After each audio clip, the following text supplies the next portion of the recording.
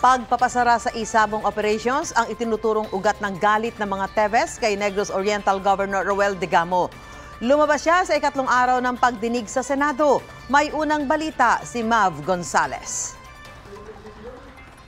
Because of Governor Digamo's report, sir, that's the reason galit na galit yung mga Teves kay Gob kasi pinatigil yung faucet, isa sa faucet of money nila, sir. Tahasan itong sinabi ni Shaton Negros Oriental Mayor Fritz Diaz sa Day 3 ng pagdinig ng Senate Committee on Public Order and Dangerous Drugs.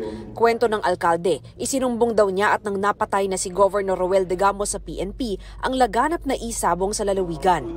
Nauwi ito sa raid sa mga isabong facility umano ng mga Teves.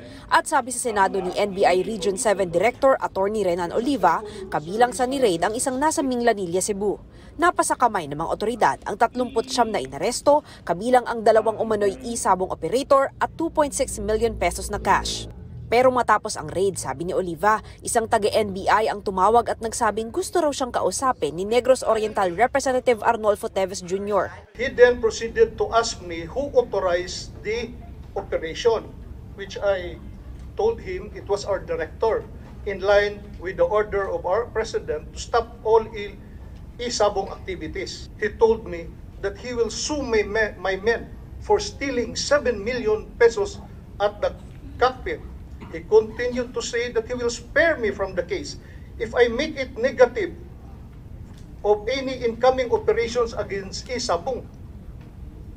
I just laughed because I told him, you cannot tell me to betray my oath as a law enforcement officer.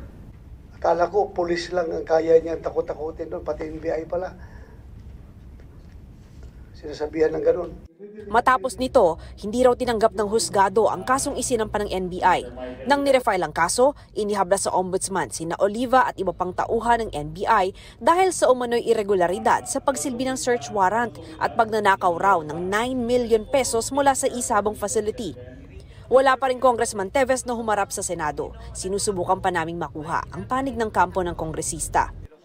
Pero naungkat din ang bintang na may pinapatay umano ang mga Digamo nang humarap si Colleen Pepino, biyuda ng radio commentator na si Cornelio Pepino o Rex Cornelio na itinumba noong May 5, 2020. Nakapangalan umano sa Assessor's Office ng Provincial Capital ang kotseng isa raw sa mga sasakyang ginamit sa ambush. Ilang beses daw pinakasuhan ng libel ng mga Digamo si Cornelio dahil sa pag-imbestiga at pag-question niya sa ilang proyekto ng gobernador. Pero hindi raw umusad ang kaso ng asawa at nawala rin ang mga ebidensya sa crime scene. Bumuwelta ang biyuda ng gobernador. Suspects who are linked to Congressman Teves, cases were dropped. Conspired and collaborated in coercing and intimidating Police Executive Master Sergeant Riuel Pinheiro to sign a prepared antedated affidavits, sworn statement implicating Gov. Digamo and Mayor Janice Digamo as the mastermind in a crime of murder of Rex Cornelio. Ang pagpaslang kay Digamo at mahigit 20 pang political killing sa Negros Oriental, tututukan ng task force na pinabuo ni Justice Secretary Jesus Crispin Remulla, sabi ni DOJ USEC Jessie Hermogenes Andres. Ito ang unang balita. Mav Gonzales para sa GMA Integrated News. Igan, mauna ka sa mga balita. Panoorin ang unang balita sa unang hirit at iba pang award-winning newscast sa youtube.com/GMA News. I-click lang ang subscribe button.